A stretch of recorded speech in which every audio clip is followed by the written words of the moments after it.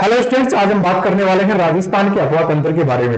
राजस्थान के अफवाह तंत्र को बेसिक रूप से तीन मुख्य भागों में बांटा गया है। पहला भाग है आपका जिसे हम लोग आंतरिक अफवाह तंत्र के रूप में पढ़ते हैं। दूसरा हम पढ़ते हैं इसमें कौन सा, बंगाल की खाड़ी अफवाह तंत्र। और तीसरा हम पढ़ते हैं इसके अंदर आपका अरब सागरीय अफवाह तंत्र। तो सबसे पहले मैं आपको राजस्थान का जो ब्रेन सिस्टम है इसके बारे में आप पढ़ने वाले हैं। ये अफवाह तंत्र जो होगा राजस्थान के अफवाह तंत्र को हम मूल रूप से कितने भागों में बांटने वाले हैं स्टूडेंट्स? तो हम इसको बांटने वाले हैं तीन भागों में। देखिएगा, सबसे पहले हम बात करने वाले हैं कि राजस्थान का जो अफवाह तंत्र है इसके भीतर एक जो प्रवाह का जो रूप है जो राजस्थान में सबसे ज्यादा है, और ये प्रवाह का जो रूप है वो है आंतरिक प्रवाह। कौन सा प्रवाह भी? आंतरिक प्रवाह। ठीक है। दूसरा जो प्रवाह का रूप है वो है आपके बंगाल की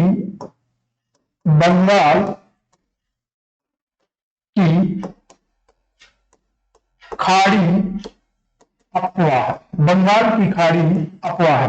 और तीसरा जो रूप है हमारे अरब सागर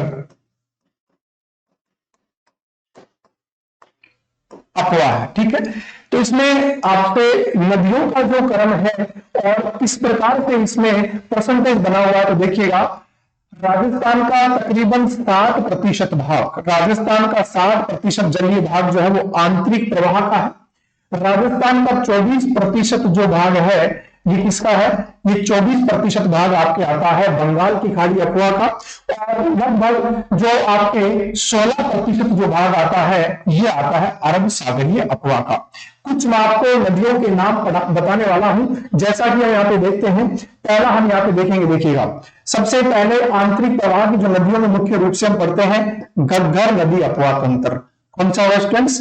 घग्गर नदी अफवाह तंत्र। दूसरा होगा इसके बाद में, घग्गर के बाद में सिक्कर की जो मुख्य नदी है काकली नदी। और इसके अलावा तीसरे नंबर पे जो नदी होगी काकने मसूरदी जिसका नाम है जैसलमेर की मुख्य नदी है। इसके अलावा आजकल जो है हम यूं कह सकते हैं कि बाण गंगा, कौन सी गंगा? बाण गंगा भी आपके अभी किसमें आ चुकी है? अफवाह तंत्र में आ चुकी है, आंतरिक वाले में। इसके अलावा हालांकि मैं यहाँ पे आपको अपवाद स्वरूप लिखवा देता हूं, जैसे लूनी नदी, वर्तमान में लूनी भी एक आंतरिक अफवाह प्रवाह की जो है नदी बन चुकी है। अगले बिंदु पर अगर बात करें कि इसकी बंगाल की खाड़ी को लेकर के, तो बंगाल की खाड़ी में सबसे बड़ी और सभी नदियों को अपने साथ ले जाने वाली नदी है चंबल रिवर। इसके बाद में आएगी बनास और बनास की सहायक नदियां। ठीक है। और इसके बाद में नंबर 3 पे आपके आने वाला है बनास के बाद में आपके हम बात करें बनास के बाद में बाण गंगा को मैं यहाँ पे ले आता हूं, क्योंकि बाण गंगा मुख्य रूप से नदी तो बंगाल की थी लेकिन वर्तमान में रुंदित नदी के रूप में जाना जाता है, इस वजह से। ठीक है। और अरब सागर में हम पढ़ने वाले हैं कौन कौन सा? अरब सागर में देखो लूनी नदी मुख्य नदी है वैसे। दूसरा साबरमती। ठीक है। दूसरा क्या होगा? साबरमती नदी। और नंबर 3 पे क्या होगा?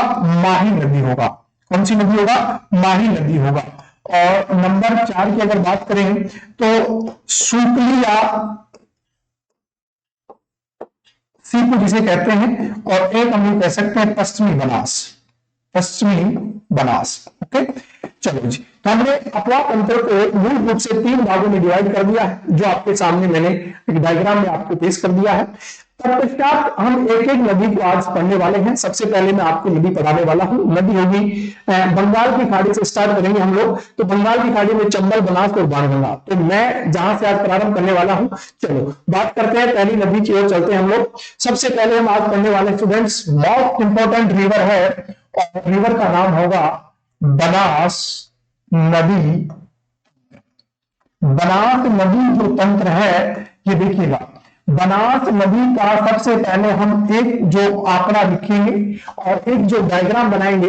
तो सबसे पहले हम उद्गम से लेकर के अंत तक का इसका एक मैप बनाएंगे, क्योंकि नदियों को अगर आप पढ़ रहे हैं तो नदी मैप के बगैर जो आपको समझने में दिक्कत कर सकते हैं। तो पहले हम इसका क्या बनाएंगे? मैप बनाएंगे। विदाउट मैप पे हम नहीं पढ़ने वाले हैं सबसे पहले। तो यहां पर मैं सबसे पहले एक पर्वत श्रृंखला का यहाँ पे हम निर्माण करते हैं, और ये एक पर्वत श्रृंखला है जो राजस्थान में इस तरफ से फैली हुई है। और ये स्टूडेंट्स कौन सी पर्वतमाला है? ये अरावली पर्वतमाला है। ठीक है, अरावली पर्वतमाला, कौन सी पर्वतमाला? अरावली पर्वतमाला है।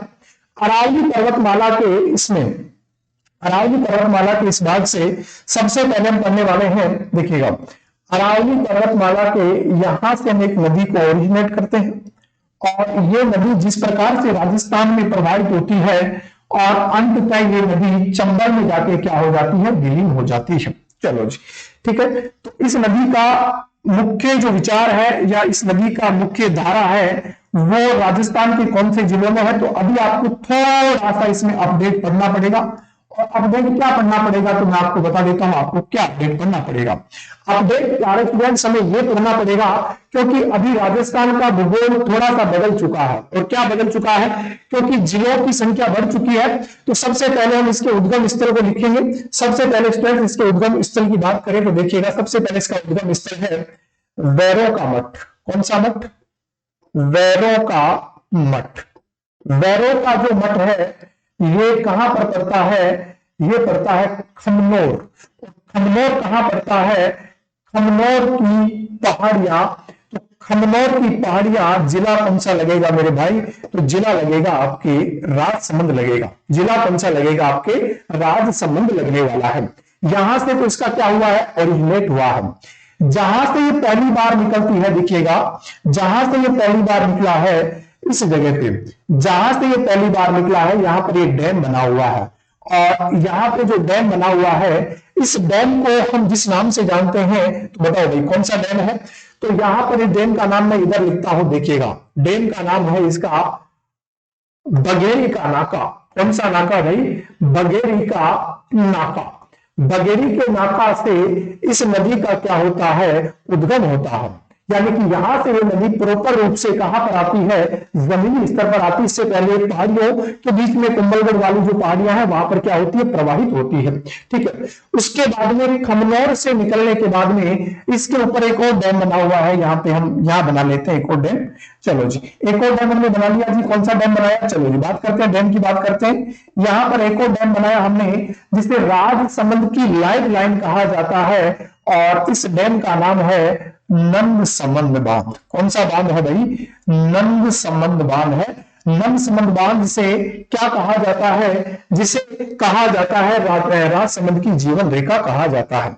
आगे चल करके इसके ऊपर एक डैम बना हुआ है जो इस पर बना हुआ है, कहां पे? टोंक जिले में। हालांकि अभी इसका जिला केकरी होने वाला है। क्यों होने वाला है? क्योंकि नए जिले बन चुके हैं। तो टोंक जिले में इसके ऊपर जो डैम बना हुआ है वो डैम कौन सा है प्यारे विद्यार्थियों? तो ये डैम आपका होने वाला है बीसलपुर बांध। कौन सा होने वाला है? बीसलपुर बांध इसके ऊपर यहां पर बना हुआ है। और अभी टोंक से या टोंक के लास्ट बिंदु पर एक और डैम इसके ऊपर बना हुआ है ईसरदा, जिसका अभी निर्माण या निर्माणाधीन है 2023 में। ईसरदा बांध टोंक पे है ना। ठीक है, अब यहां से तो ये बन गए इसके ऊपर 4 डैम। अब हम पढ़ने वाले हैं एक बार इसकी कौन सी नदियां जो इसकी सहायक नदियां हैं, ओरिजिनल जो इसकी सहायक नदियां हैं। एक तरफ इसकी जो हेल्पिंग रिवर है एक दाई तरफ से है और एक बाई तरफ से है। इधर जिस तरफ नदी का मुंह होता है और इस हाथ की तरफ जो भी होंगी वो तो होंगी दाई साइड की नदियां, राइट टोर की। और ये कौन सी नदियां होंगी? तो इस तरफ की नदियां तो होंगी लेफ्ट टोर की। और इस तरफ की जो भी नदी होगी वो कौन सी होगी? आपके राइट साइड की होगी। इधर वाला कौन सी होगी? राइट होगा, और इधर वाला कौन सा होगा? लेफ्ट होगा। चलो जी, अब इसमें हम सहायक नदियों को लाते हैं। देखिएगा, यहां से एक नदी और आने वाली है, एक नदी और आने वाली है, और ये नदी कौन सी होने वाली है? तो आप देखेंगे ये नदी होने वाली है, कौन सी होने वाली है? चलो बात करते हैं कौन सी नदी होने वाली है। तो ये गोविंदा से निकली है। कहां से निकली भाई? ये निकली है गोविंदा की पहाड़ियों से। तो गोविंदा आपका है कहां पर? गोविंदा की पहाड़ियां। गोविंदा की पहाड़ियां है आपके उदयपुर जिले में। कहां है भैया? गोविंदा की पहाड़ियां है उदयपुर जिले में। और इस नदी का नाम कहां तक क्या रहता है ये सभी हम चर्चा करेंगे। इस नदी का नाम इस डैम तक, इस नदी का नाम इस डैम तक तो क्या रहेगा? आयड रहेगा। यहां तक तो इसका नाम क्या रहेगा स्टूडेंट्स? आयड रहेगा। और जैसे ही इस डैम से आगे ये नदी जो है वो क्या हो जाती है? इस डैम से आगे नदी बेड़च हो जाती है। इस डैम से आगे स्टूडेंट्स ये नदी क्या हो जाती है, बेड़च के नाम से जानी जाती है। चलो जी आगे बात करें थोड़ी सी। चलो जी, इस डैम का नाम या इस सागर का नाम, इस झील का नाम क्या है, क्योंकि इस झील का नाम आपको जानना बड़ा जरूरी है। और इस झील का नाम क्या है, इस झील का नाम उदय सागर है। इस झील का नाम क्या है, उदय सागर है। और उदय सागर झील आपके कौन से जिले में है, ये झील आपके उदयपुर जिले में है। कौन से जिले में भाई, ये आपके उदयपुर जिले में है। कौन सी झील, ये वाली जो हमने यहाँ बना रखी है, कौन सी, उदय सागर झील। इस पर दो सभ्यताएं हमें मिली। हम सभ्यताओं की बात थोड़ी बाद में कर लेंगे, एक बार इसकी सहायक नदियों को और मिला लेते हैं। इधर से आने वाली एक और नदी जो इसकी सहायक नदी है, और इस सहायक नदी का नाम क्या है, देखो भाई इधर से आने वाली एक नदी है जो इसमें सहायक नदी के रूप में आके मिलती है। और ये नदी आती है जावड़ा, एमपी से आती है। एमपी से यहां नदी आती है। और इस नदी का नाम क्या होगा, चलो बात करते हैं इस नदी का नाम क्या होगा। तो इस नदी का नाम है भाई आपके कौन सी, गंभीरी नदी है। कौन सी नदी है, गंभीरी नदी है। देखिएगा कौन सी नदी भाई, गंभीरी नदी है। और गंभीरी नदी कहां आकर मिल जाती है, इसमें चित्तौड़ दुर्ग के समीप। कहां आकर मिल जाती है, एक बार मैं चित्तौड़ दुर्ग का यहां पर छोटा सा आपको इंडिकेट कर देता हूं। चित्तौड़गढ़ दुर्ग के समीप ये नदी, चित्तौड़गढ़ दुर्ग के समीप ये नदी कहां आकर मिल जाती है, ये नदी आकर मिल जाती है किसमें, बेड़च में। कौन सी नदी, गंभीरी नदी। आगे चल करके या बात करें यहां पर बेड़च नदी पर चित्तौड़गढ़ दुर्ग के समीप एक डैम बना हुआ है। और इस डैम को हम क्या कह सकते हैं, इस डैम का नाम है गोसुंडा। अप्पावास गांव में है गोसुंडा बांध। कौन सा बांध, गोसुंडा बांध। कौन सा बांध है भाई, गोसुंडा बांध यहां पर है। कौन सा बांध है भाई, गोसुंडा बांध इसका यहां पर बनता है। चलो आगे बात करें इसके बाद में, गंभीर होगी। अब यहां पर एक त्रिवेणी संगम बनाएंगे। सबसे पहले हम क्या बनाएंगे भाई, एक त्रिवेणी संगम बनाएंगे। और ये त्रिवेणी संगम कौन सा होगा देखते हैं। चलो जी ये बना लेते हैं हम एक त्रिवेणी संगम। और यहां से एक नदी आती है चित्तौड़ की पहाड़ियों से, जिसे बेंगू नामक स्थान से इसका उद्गम होता है। यहां से जो नदी आई है, इस नदी का नाम है क्या बताओ, तो इस नदी का नाम है भाई बताओ, तो इस नदी का नाम आपने बताया। चलो जी क्या बताया, तो मेनाल नदी। कौन सी नदी, मेनाल नदी है ये। कौन सी नदी है, मेनाल नदी है। और मेनाल नदी का जो उद्गम हुआ है बेंगू चित्तौड़गढ़ से। बेंगू कहां से हुआ है, चित्तौड़गढ़ से इस नदी का क्या हुआ है, उद्गम हुआ है। कौन सी का, मेनाल का। और यहां पर एक वाटरफॉल बनता है, यहां पर एक मेनाल नामक जलप्रपात बनता है। और ये मेनाल नामक जलप्रपात इसी मेनाल नदी पर ही क्या होता है, बनता है। इधर से फिर बात करने वाले हैं, इधर से कौन कौन सी नदियां इसमें आके मर्ज हो रही हैं। चलो जी, तो इधर से नदियां मर्ज कौन सी हो रही है, सबसे पहले बात करने वाले हैं। यहां से एक नदी आ रही है जो इसमें आकर के मिलती है यहां पर, ठीक है। यहां से एक नदी जो आ रही है यहाँ पे, यहां नदी मिल रही है। और इस नदी का नाम मैं आपको बताने वाला हूं, कौन सी नदी है। तो इस नदी का नाम है प्यारे विद्यार्थियों, इस नदी का नाम है कोठारी नदी। कौन सी नदी है भाई, ये कोठारी नदी है।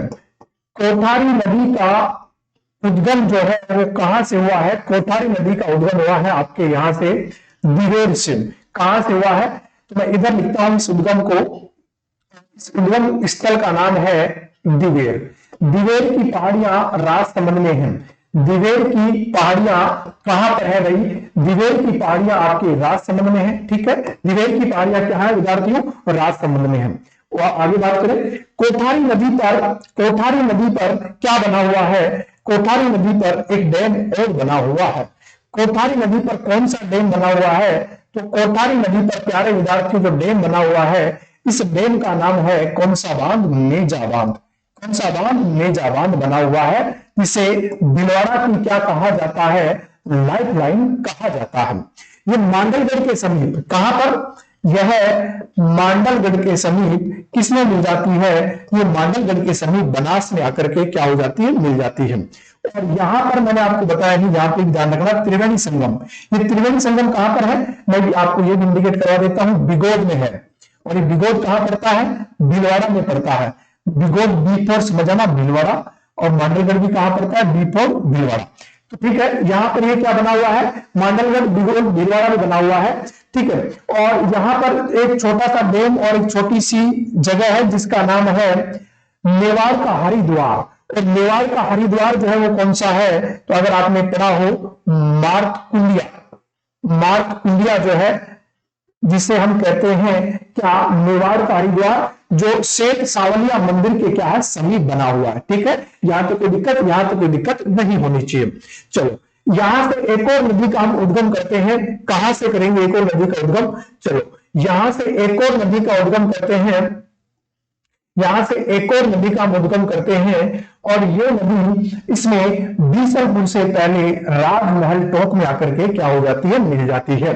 चलो एक नदी और मैं यहां से ले आता हूं अजमेर की तरफ से, एक नदी अजमेर की तरफ से हम और ले आते हैं, और यहाँ इन नदियों के नाम और इनका उद्गम स्थल हमें पता होना चाहिए। चलो जी, तो नदियों का उद्गम स्थल सबसे पहले ये वाली नदी कौन सी है, तो ये वाली नदी है मेरे भाई खारी नदी है।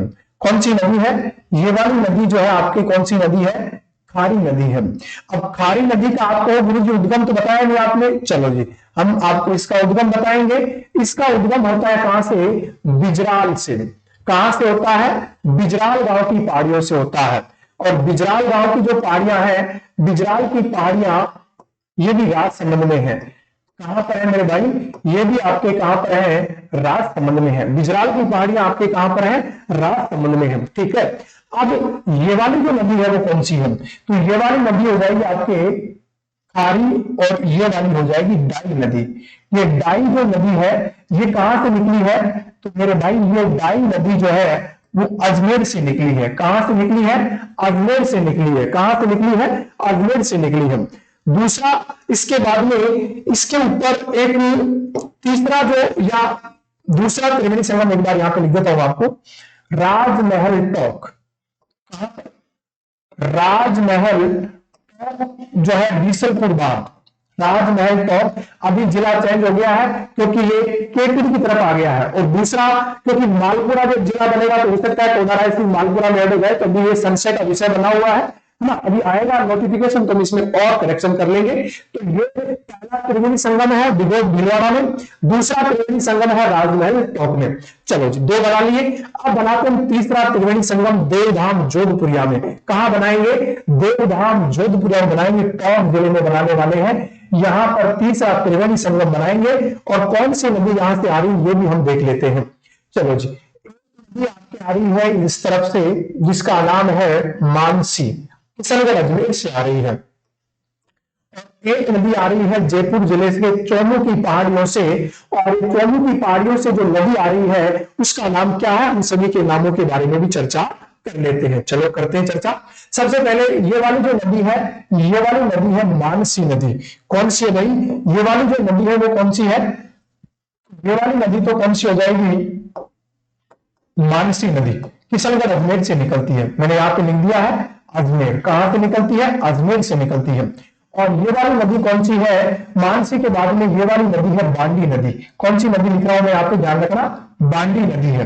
कौन सी नदी लिख रहा हूं, बांडी नदी। और बांडी नदी का उद्गम होता है चौमू सामोद की पहाड़ियों से होता है। कहां से होता है, चौमू सामोद की पहाड़ियों से बांडी नदी का क्या होता है, उद्गम होता है। ठीक है, इसके बाद में आगे की ओर अगर बात करें, ईसर से पहले या और आगे की बात करें, तो यहां एक और नदी मिलाएंगे हम इसमें। कौन सी वाली नदी मिलाएंगे, चलो मिलाते हैं एक और नदी। चलो जी, एक और नदी यहां भी मिला लेते हैं इसमें, सवाई माधोपुर में आके मिलने वाली नदी है, और जयपुर जिले की बस्ती तहसील की चैनपुरा गांव की पहाड़ियों से ये नदी निकली है। और इस नदी का जो नाम है वो क्या है, तो आपको भली बात पता होना चाहिए। इस नदी का नाम, इस नदी का नाम है मोरेल नदी। कौन सी नदी है, मोरेल नदी है। कौन सी नदी है मेरे भाई, ये मोरेल नदी है। और मोरेल की एक सहायक नदी है, वो नदी कौन सी है, ढूंढ नदी है। कौन सी नदी है, ढूंढ नदी है। कौन सी नदी है, ध्यान रखना, दो नदियों के नाम यहाँ पे लिखने वाला हूं मैं। ठीक है, दो नदियों के नाम यहाँ पे लिखने वाले हैं। ये वाली तो है ढूंढ, कौन सी है, ढूंढ नदी। ये वाली नदी तो कौन सी है, ढूंढ नदी है। और ये वाली नदी कौन सी है, मोरेल है। एक मोरेल है और एक क्या है, ढूंढ है। और इस ढूंढ की एक सहायक नदी और है, इस ढूंढ की एक छोटी सहायक नदी है। मैं यहाँ पे केवल नाम इंडिकेट कर देता हूं। ढूंढ की सहायक नदी का नाम जिसे अमानी शाह का नाला कहते हैं, अमानी शाह का नाला। अमानी शाह का नाला जिसका वास्तविक नाम है द्रव्यवती नदी। कौन सी नदी? द्रव्यवती नदी है, ठीक है, बूंद की सहायक नदी। बूंद का उद्गम हम पढ़ते हैं अचरोल की पहाड़ियां, अचरोल या आमेर की पहाड़ियों से होता है। मोरेल का उद्गम जो होता है बस्ती से होता है। कहां से होता है? बस्ती। और ये लाल सोट के समीप, कहां पर? लाल सोट के समीप दोनों नदियां क्या हो जाती है? एक हो जाती है। और ये जो सवाई माधोपुर है, यहां आकर के मोरेल नदी कहां मिल जाती है? सवाई माधोपुर में। मोरेल नदी सवाई माधोपुर में किस में मिल जाती है? बनास में मिल जाती है। चलो थोड़ा सा और आगे बढ़ाते हैं चंबल को, क्योंकि बनास को थोड़ा और आगे बढ़ाएंगे, क्योंकि बनास को आगे बढ़ाएंगे तब जाके चंबल में मिलेगी। चलो थोड़ा सा आगे इधर से मना लेते हैं कि ये चंबल नदी है। कौन सी नदी है? ये वाली आपकी चंबल रिवर है। कौन सी नदी है? ये वाली। थोड़े समय के लिए आप ध्यान रखेंगे, ये वाली नदी जो है आपकी कौन सी है? इसको मान लेते हैं चंबल, ठीक है, इसको हम क्या मानेंगे? चंबल मानेंगे। ओके, तो चंबल में कहां पर मिल रही है? तो चंबल में जहां पर ये मिल रही है उस जगह का नाम है, बताओ भाई क्या नाम है? आपने बताया नहीं, चलो मैं बता देता हूं। सवाई माधोपुर में जहां पर ये मिलती है त्रिवेणी संगम तो बनेगा ही बनेगा। एक नदी और आने वाली ऊपर से, और ऊपर से आने वाली नदी कौन सी है? वो तो है सीप। कौन सी नदी है? सीप। और ये कौन सी होगी? ये आपकी बनास जो मुख्य नदी थी, ये आपकी चंबल है। और यहां पर जहां पर ये इनका संगम होता है, इस जगह का नाम है रामेश्वर। क्या नाम है? रामेश्वर। और ये कहां पर पड़ता है? खंडार में पड़ता है। खंडार कहां पड़ता है? ये पड़ता है आपके सवाई माधोपुर में पड़ता है। कहां पड़ता है? ये पड़ेगा आपके सवाई माधोपुर में पड़ता है, ठीक है भाई, सवाई माधोपुर में आपके पड़ने वाला है। तो ये तो इस नदी का प्रवाह हो गया है, जहां जहां से ये बह रही है। इसमें दो छोटी सहायक नदियां और हैं जो इधर से आके मिलती हैं। एक तो है आलमिया, छोटी नदियां हैं बहुत, और एक मानसी। ध्यान रखना राजस्थान में मानसी, मासी, एक मानसी वाकल और है जो किसकी नदी? सहायक नदी है। एक मानसी वाकल और है जो सहायक नदी है साबरमती की। एक मानसी है जो आपकी सहायक नदी है किसकी? बनास की। आलमिया, मानसी। तो मैंने इसकी जो मुख्य मुख्य नदियां हैं आप लोगों के सामने क्या कर दी है? रख दी है। आशा करता हूं ये डायग्राम आपको भली बात समझ में आ गया होगा, क्योंकि हमने इसके ऊपर बहुत अच्छी मेहनत की है। अब बात करने वाले हैं अगले पेज पे, मैं आपको ले चलता हूं। चलो जी, अगले पेज पर मैं आपको ले चलता हूं। अगला पेज हम बनाते हैं जिसमें इस नदी के बारे में महत्वपूर्ण जो फैक्ट है, तथ्यों के बारे में पढ़ेंगे, या महत्वपूर्ण तथ्यों के बारे में पढ़ेंगे जो एग्जाम की दृष्टि से बड़े महत्वपूर्ण होते हैं। चलो जी, फैक्ट नंबर पहला मैं आपको बढ़ाने वाला हूं। इस नदी का उद्गम जैसे मैंने आपको लिखवा दिया है, उद्गम, चलो एक बार मैं और इसका उद्गम आपको समझा देता हूं। इसका उद्गम जो होगा वो कहां से होगा? उद्गम होगा खमनोर से होगा। उद्गम कहां से होगा मेरे भाई? इसका उद्गम जो होगा वो खमनोर की पहाड़ियों से होगा। यही तो बताया था मैंने अभी। खमनोर की पहाड़ियां कहां पर है? राजसमंद में है। कहां पर है? राजसमंद में है। एक बिंदु तो ये ध्यान में रखना है। दूसरा बिंदु कौन सा ध्यान में रखोगे? दूसरा बिंदु इसका समापन कहां पर होता है? इसका अंत यानी कि समापन इसका कहां पर होता है? तो इसका समापन होता है खंडार में। खंडार कहां पड़ेगा? तो खंडार पड़ेगा आपके सवाई माधोपुर में पड़ेगा। खंडार कहां पड़ेगा? सवाई माधोपुर में पड़ेगा, ठीक है, जहां पर चंबल और बनास और सीप ये के आपस में मिल जाती हैं। चलो जी, अगले बिंदु की बात करें। बिल्कुल अगले बिंदु की बात करते हैं। इस नदी की लेंथ की अगर बात करें, लंबाई की बात करें कि इसकी लंबाई कितनी है, तो इस नदी की लंबाई है 512 किलोमीटर। ये नवीनतम आंकड़ा है। इसलिए राज्य में पूर्ण बहाव के आधार पर, राज्य में पूर्ण बहाव के आधार पर क्या है? ये सबसे लंबी नदी है। ध्यान रखना, सबसे लॉन्गेस्ट नदी है राजस्थान की। जबकि इसका प्राचीन या पहले जो आंकड़ा पढ़ते थे हम, वो पढ़ते थे कितना? 480 किलोमीटर लेंथ थी इसकी। ये पूर्व आंकड़ा है। ये कौन सा आंकड़ा है? ये पूर्व आंकड़ा है भाई। ये कौन सा आंकड़ा है? ये पूर्व आंकड़ा है। लेकिन ध्यान रखना, ये राज्य की सबसे लंबी नदी है पूर्ण बहाव के आधार पर। वैसे चंबल है, लेकिन चंबल हमारे राजस्थान में कम बहती है और वो थोड़ी बाहर भी जाती है, ठीक है। आगे बात करें इसके बाद में, नंबर चौथा बिंदु हम इसके ऊपर बात करने वाले हैं। लंबाई के बाद में इसके उपनामों की हम बात करने वाले हैं। बताओ भाई, इसके उपनाम आप बता रहे हो क्या? बिल्कुल आपको बताना होगा इसके उपनाम क्या है। चलो जी, उपनाम है इसके वशिष्ठी। उपनाम क्या क्या है इसके? वशिष्ठी है एक तो, ठीक है।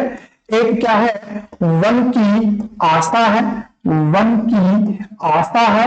और कौन बता रहा है भाई? चलो बताओ। एक नाम इसका वर्णासा है, एक नाम क्या है इसका, वर्णासा है। वर्णासा, वन की आशा, और वसस्ती क्या है इसके उपनाम है। चलो जी यहां तक पढ़ लिया हमने। अगले बिंदु की बात करें, चलो जी अगले बिंदु की बात करें, बिंदु नंबर 5 की बात करते हैं। इस पर प्रमुख बांध कौन कौन से बने हुए हैं, इस पर प्रमुख बांध यानी कि इसके ऊपर डैम कौन कौन से बने हुए हैं। चलो जी बात करते हैं पहले बांध की लेकर के। सबसे पहला इस पर बांध बना हुआ है बघेली का नाका, जहां से नदी एक्चुअल में प्रारंभ होती है। बघेली का जो नाका है वो कहां पर है, राजसमंद में है। बघेली का नाका कहां पर है मेरे भाई, तो बघेली का नाका आपके कौन से जिले में है, राजसमंद में है। चलो जी नंबर दूसरे की बात करें, नंबर 2 की। चलो जी नंबर 2 कौन सा इसके ऊपर, नंबर इसके ऊपर 2 बना हुआ है नंद संबंध बांध। कौन सा बांध, नंद संबंध बांध। चलो बताओ भाई नंद संबंध कहां पर है, तो नंद संबंध बांध जो बना हुआ है ये कहां पर है, तो ये भी आपके राज संबंध में है। ये भी आपके कहां पर है, राज संबंध में बना हुआ है। ये भी कहां पर बना हुआ है, राज संबंध में बना हुआ है। चलो जी इसके बाद में एक बांध और मैं आपको बताने वाला हूं, तीसरे नंबर पे बांध की बात करते हैं। तीसरे नंबर पे बांध करते हैं मार्तकुंडिया। मार्तकुंडिया जिसे मेवाड़ का हरिद्वार कहा जाता है, ये कहां पर है, चित्तौड़ में है। ये कहां पर है, चित्तौड़ में होगा।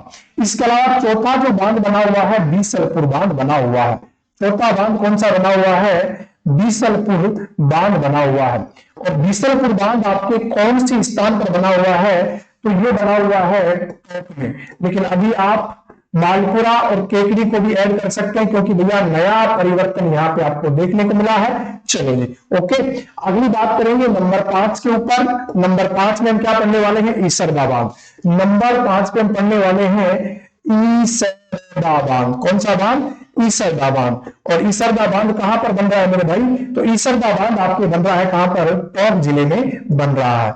ये तो होगी इसके ऊपर बनने वाले बांधों की संख्या। चलो जी और आगे हम पढ़ेंगे इसके अलावा ये कितने जिलों से प्रभावित होती है। तो अभी ये सब कुछ बदल चुका है। मैं डायग्राम बना के आपको एक चीज बिल्कुल भली बात समझा देना चाहता हूं कि इसको समझिएगा आप लोग, इस चीज को बिल्कुल भली बात समझिएगा, क्योंकि ये बहुत जरूरी हो जाएगा, क्योंकि अपडेट हो चुका है। तो हमें अपडेट और दोनों के बारे में जानकारी लेनी है, जहां से इसका उद्गम और जहां इसका अंत हुआ है, इन दोनों के बारे में हम पढ़ने वाले हैं। चलो जी तो सबसे पहले इसका उद्गम कहां पे हुआ है, चलो मुझे आप बताओगे। इसका उद्गम जहां से हुआ है, इस जिले का नाम जो पहला जिला है, चलो ये तो आपने बता दिया जी, राजसमंद बता दिया। गुरु जी इसका उद्गम कहां से हुआ है, राजसमंद से हुआ है। ओके, दूसरा राजसमंद में बहने के बाद ये कहां पर जाती है, कुछ किताबों में आपको इसमें अपवाद स्वरूप देखने को मिलेगा। क्या मिलेगा मैं आपको बता देता हूं, क्योंकि बहुत सारी किताबों में इसमें उदयपुर नहीं होता है। लेकिन ध्यान रखना मेरे भाई, ये उदयपुर में बिल्कुल बहती है, उदयपुर के 2-4 गांवों से होती हुई ये बिल्कुल प्रभावित होती है। इसके बाद में तीसरा जो जिला इसमें आता है, चित्तौड़ आता है। तीसरा जिला इसमें कौन सा आएगा, चित्तौड़ आएगा। तीसरा जिला कौन सा आएगा, चित्तौड़ आएगा। और चित्तौड़ के बाद में अगला जिला कौन सा आएगा, भीलवाड़ा आएगा। अगला जिला कौन सा आएगा, अगला जिला आपके आने वाला है भीलवाड़ा आएगा। अब यहाँ ये अजमेर में नहीं जाती है, अजमेर में नहीं जा रही है, तो अजमेर का जो स्थान है वो कौन सा आएगा, इसमें केकड़ी आएगा। अजमेर का कौन सा आएगा, केकड़ी। और एक और मैं आपको बता देता हूं, भीलवाड़ा का एक और आएगा शाहपुरा। भीलवाड़ा का कौन सा आएगा, शाहपुरा। 1 2 3 4 5 6, ठीक है। तो अब सीधा आ जाओ, टॉप में आ जाओ। सीधा कहां पर आ जाओ, टॉप में आ जाओ। और टॉप से सीधा कहां पर आ जाओ, सवाई माधोपुर में आ जाओ। टॉप से सीधा कहां पर आ जाओ, सवाई माधोपुर में आ जाओ। तो मैं आपको इसमें जो डाउट है आपके दूर कर देता हूं। डाउट नंबर 1, कितने जिले, 1 2 3 4 5 6 7 और 8। अभी अगर मालपुरा अगर जिला बन जाता है, यहाँ पे लगे थे टॉप में, यहाँ पे अगर मालपुरा जिला बन जाता है तो ये संख्या बढ़कर हो जाएगी, कितनी, 9 हो जाएगी। देखो भाई 9 जिलों से प्रभावित होने वाली नदी हो गई है। वैसे अगर मालपुरा नहीं, अगर आप मालपुरा को ऐड नहीं करते हो तो 8 हो जाएंगे। मालपुरा को ऐड नहीं करते हो तो कितने हो जाएंगे, 8 हो जाएंगे। और अगर पहले से अगर बात करें कि पहले ये इन दोनों जिलों को हटा करके हम एक ही जिला पढ़ते थे, और वो जिला कौन सा पढ़ रहे थे? हम अजमेर जिला पढ़ रहे थे। कौन सा पढ़ रहे थे? अजमेर जिला। तो पूर्व में तो ये नदी, पहले जो आंकड़े थे पूर्व में जिलों की संख्या मैं आपको पढ़ाता था 6। अब वर्तमान में अगर मालपुरा को नहीं जोड़ते हैं तो जिलों की संख्या हो गई है 8। अगर मालपुरा को ऐड कर लिया जाता है, किसको? मालपुरा को, क्योंकि मालपुरा को ऐड करने के पीछे आपको पता है गहलोत जी ने घोषणा कर दी थी कि मालपुरा एक जिला होगा, तो इसके बाद में संख्या कितनी हो जाएगी? 9 क्या हो जाएगी? इसकी संख्या हो जाएगी। आशा करता हूं दोस्तों ये वीडियो आपको बहुत पसंद आया होगा, आप लोगों ने इस वीडियो को ध्यानपूर्वक समझा होगा, और मैंने एक एक चीज को आपको डायग्राम के अकॉर्डिंग क्या करने का प्रयास किया है, समझाने का प्रयास किया है। कैसी रही हमारी ये क्लास आप लोगों के साथ देने में? और क्लास अगर अच्छी रही हो तो फटाफट से चैनल को क्या कर लेना है? सब्सक्राइब कर लेना है, और अगले वीडियो के लिए नोटिफिकेशन वाला जो बटन है उसको दबा देना है, और अपने सभी साथियों के साथ इसको शेयर करना है, और फटाफट से अभी चैनल को क्या करेंगे? सब्सक्राइब करेंगे, लाइक करेंगे। कैसी रही विद्यार्थियों क्लास, ये आप कमेंट बॉक्स में जरूर लिखिएगा। थैंक यू, धन्यवाद। जय हिंद, जय भारत।